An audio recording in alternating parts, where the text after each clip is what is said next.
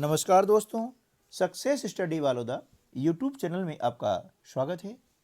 आज के इस वीडियो में हम जानेंगे कि बोर्ड पैटर्न पर आधारित कक्षा 8 की जो परीक्षा होने जा रही है, वार्षिक मूल्यांकन जो होने जा रहा है, उस मूल्यांकन में संस्कृत का पेपर कैसा होगा, उसका स्वरूप क्या होगा, इस पेपर में क्या क्या पूछा जाएगा। ये मेरे प्यारे स्टूडेंट्स का क्वेश्चन है, उनकी कमेंट्स हैं। बहुत सारे स्टूडेंट कमेंट्स आई है कि सर बताइए कि संस्कृत हम क्या पढ़ें, कैसे तैयारी करें।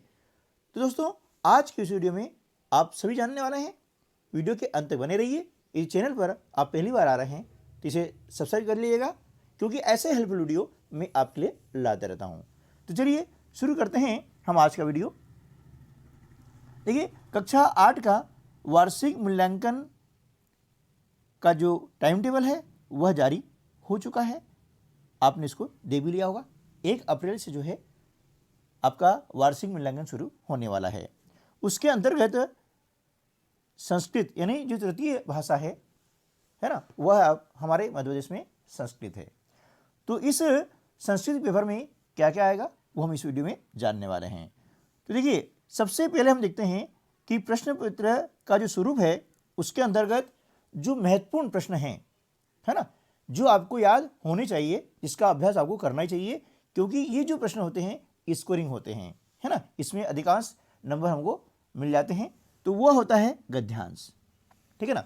गद्यांश आपके किसी पाठ की 4 लाइनें दी जाएगी। आगे मैं उदाहरण के तौर पर बताऊंगा इसी वीडियो में कि किस प्रकार के गद्यांश आते हैं और उनके उत्तर हमें कैसे लिखना होते हैं। तो आपको गद्यांश दिया जाएगा, जिसके अंतर्गत आपको 3 से 4 प्रश्न जो है आपको दिए जाएंगे। ठीक है ना। और इन प्रश्नों के उत्तर हमें इस गद्यांश में ही शॉर्ट आउट करना होगा।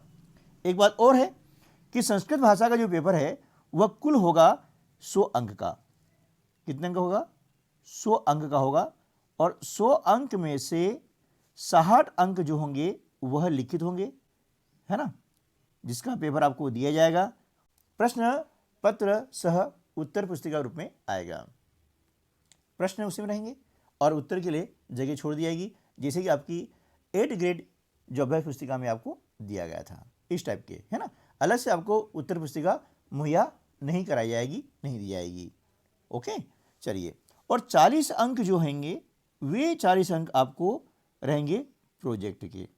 जिस प्रकार की आपने अभी जो प्रतिभा पर्व का मूल्यांकन हुआ था, जिसे हम अर्धवार्षिक मूल्यांकन भी कहते हैं, उसमें आपको जिस प्रकार से दिए गए प्रोजेक्ट, उसी प्रकार से इस परीक्षा में भी आपको प्रोजेक्ट दिए जाएंगे, जो कि 40 नंबर होंगे। और यह प्रोजेक्ट आप घर पर रह करके भी कर सकते हैं। और यह परीक्षा जो है आपका जो निर्धारित परीक्षा केंद्र होगा उस पर यह आयोजित की जाएगी। क्लियर। चलिए, उसके बाद में क्या होता है, एक प्रश्न आता है पद्यांश का। अब पद्यांश मीन्स क्या, यानी आपकी जो किताब में नीति श्लोका है, सुभाषितानी है, यानी श्लोक है, उनमें से एक श्लोक आपको दिया जाएगा। ठीक है ना। और उस श्लोक पर आधारित नीचे प्रश्न दिए जाएंगे, है ना। उन प्रश्नों के उत्तर आपको उस श्लोक में से ही छांटना होंगे। ठीक है। चलिए, उसके बाद में आपको याद कर लेना है कम से कम मतलब 3 से 4 श्लोक आपको याद करने हैं, है ना। जिसके अंतर्गत क्या होगा कि आपको एक श्लोक दिया जाएगा जिसको खाली स्थान के रूप में दिया जाएगा, कुछ लिखा रहेगा, कुछ छोड़ दिया जाएगा। ठीक है ना। तो इसको आपको क्या करना है, पूर्यत करना है, यानी पूर्ति करनी है। दूसरा है, एक श्लोक आपको लिखने के लिए आएगा, है ना, जो कि प्रश्न पत्र में ना हो। ठीक है। तो मैं 4 क्यों बोल रहा हूं, क्योंकि आपको यदि अथवा आगे पद्यांश 2 आ गए, ठीक है, एक आपको खाली स्थान भरने के लिए आ गया 3, तो आप ये 3 याद करेंगे, हो सकता है कि तीनों आ जाए फिर। तो ये जो श्लोक लिखने का होता है ना, यह वह श्लोक होता है जो इस प्रश्न पत्र में न आया हो। ठीक है ना। तो इस प्रकार से आप 4 श्लोक अच्छे से याद कर लीजिएगा, लिख करके उनका अभ्यास करें, मात्राओं में या शब्दों में कोई गलती न हो, इस प्रकार से आप लिख करके याद कर लें। ठीक है ना। उसके पश्चात एक प्रश्न आएगा आपको निबंध का। इसमें 7 वाक्य लिखने के लिए आते हैं, है ना, 7 से 10 वाक्य आते हैं, लेकिन आप इसको 7 वाक्य याद कर सकते हैं संस्कृत भाषा में, है ना। वे बहुत ही इस परीक्षा के लिए महत्वपूर्ण जो निबंध है वे हैं विद्यालय और पुस्तकम, ठीक है ना। और दोनों ही निबंध आपको इस चैनल पर मिल जाएंगे। इनको पहले मैं अपलोड कर चुका हूं, शायद आपने देख भी लिए होंगे। यदि नहीं देखे हैं तो इस वीडियो के आई बटन में मैं लिंक आपको दे दूंगा, तो वहां से आप इसको देख सकते हैं। साथ ही इस वीडियो के डिस्क्रिप्शन बॉक्स में जाकर भी आप लिंक प्राप्त कर सकते हैं, ठीक है ना, जिसमें बहुत सारे वीडियो के लिंक हैं। आप अपनी मनपसंद लिंक को क्लिक करके वीडियो को देख सकते हैं, ठीक है ना।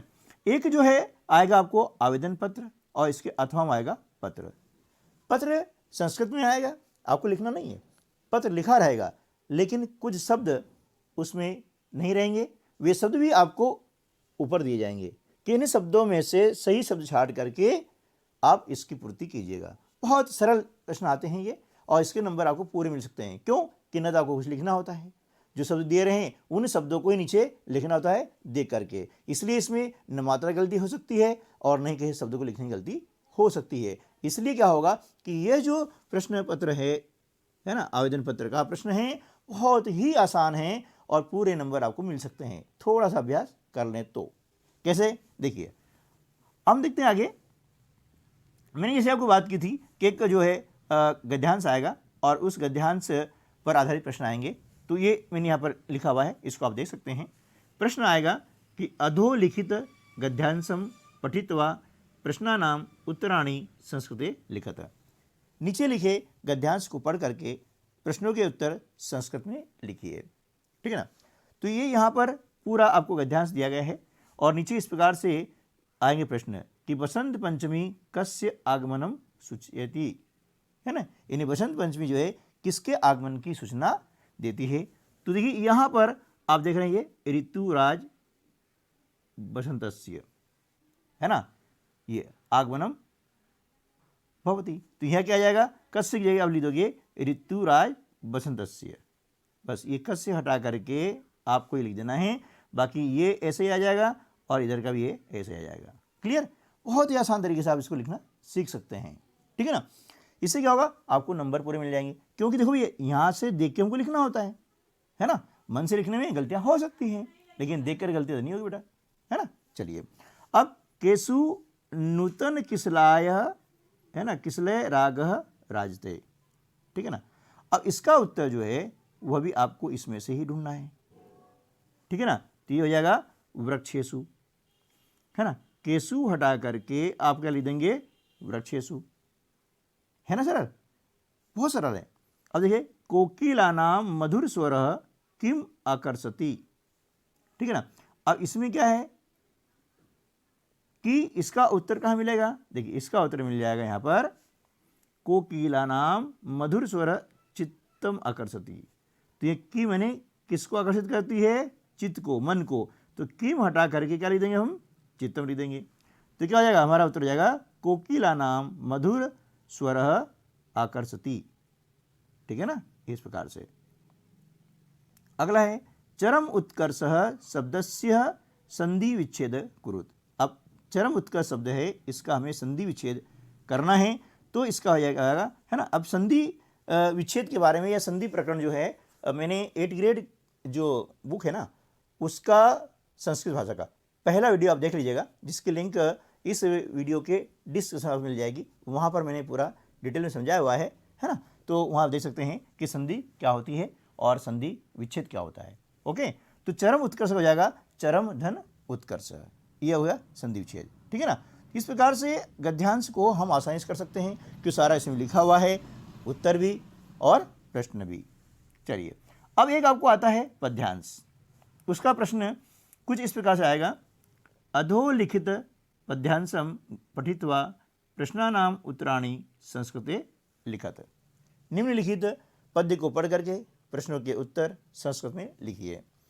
पद्य यानी श्लोक, यहाँ है उद्योगे नास्ति दारिद्र्यम जपतो नास्ति पातकम मौने च कलहो नास्ति नास्ति जागृते भयम, ठीक है ना।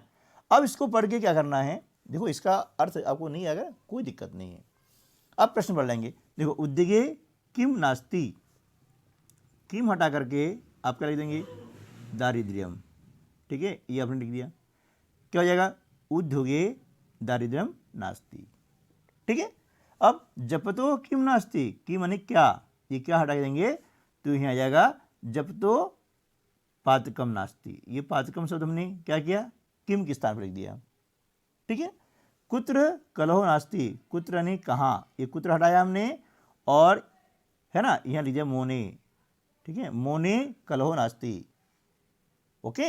जागृते किम नास्ति, ये किम हटाया हमने और यहाँ लिख दिया भयम, है ना, जागृते भयम नास्ति। क्लियर है ना, सरल है ना। तो इस प्रकार से आप बहुत आसान तरीके से इसको कर सकते हैं। चलिए, इसके बाद में ये आपको मैंने बताया था कि इस प्रकार से आपको एक आएगा आवेदन पत्र। क्या आएगा, है ना, आवेदन पत्र आता है। और आवेदन पत्र में ये इस प्रकार से आपको दिए रहेंगे खालिस्तान। ठीक है ना। और प्रश्न लिखा रहेगा कि ये जो शब्द दिए गए हैं, इन शब्दों का उपयोग करके आपको रिक्त स्थान की पूर्ति करनी है। शब्द आपको दिया गया है भवतः, निवेदनम, कार्यम, विद्यालयम, अवकाशम, श्रीमान। तो देखिए भैया, अब यहाँ पर हम क्या करेंगे, इनको देख करके लिख सकते हैं। यहाँ क्या लिखते हैं, श्रीमान प्रधान अध्यापक। ये श्रीमान जो है यहाँ आ जाएगा। ठीक है ना, ये श्रीमान कहाँ आ गया, यहाँ आ गया, ये तो है ना। चलिए मैं आपको बताता हूँ, आप लिख लेना है। फिर देखते हैं विनम्र निवेदनम, ये निवेदनम क्या आएगा, ये यहाँ पर आ जाएगा, ये 2 नंबर पर आ गया। यहाँ 1 नंबर इसका आ गया, 1 नंबर, और ये आ गया 2 नंबर पर आ जाएगा। ठीक है ना। फिर अस्ति यत अद्य माम आवश्यकम कार्यम, ये आ जाएगा आपको 3 नंबर पे। कार्यम का आ जाएगा यहाँ पे, ये 3 नंबर पर लिख देना वो कार्यम। अस्ति अतएव अहम विद्यालयम, ये 4 नंबर पे क्या आ जाएगा, विद्यालयम। आगंतुम न शक्नोमि, मतलब मैं विद्यालय नहीं आ सकता हूँ। अतः 1 दिवसीय अवकाशम, ये 5 नंबर पे आपका क्या आ जाएगा, अवकाशम।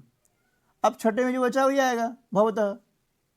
ठीक है ना, इस प्रकार से। इसके अलावा आपको 5 प्रश्न आएंगे किसी पाठ पर आधारित, वो भी संस्कृत भाषा में लिखे रहते हैं, बहुत छोटे प्रश्न होते हैं।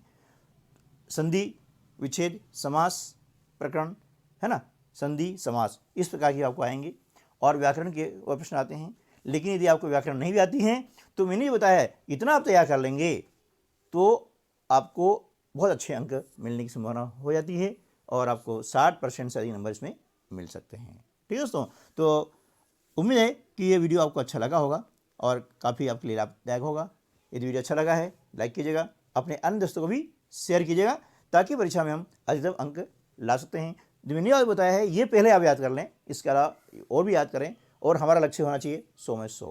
ठीक है ना, ये नहीं कह रहा मैं कितना कर लोगे काम हो जाएगा, है ना। ये उन बच्चों के लिए है जो बहुत ही कमज़ोर हैं, जो ज़्यादा नहीं पढ़ सकते हैं, वे इतना ही पढ़ लेंगे तो भी आराम से वे उत्तीर्ण हो जाएंगे, ये मेरी गारंटी है। ठीक है ना, इतना पढ़ने के बाद फेल नहीं होंगे। और इस वर्ष से परीक्षा में फेल होने का प्रावधान आ चुका है।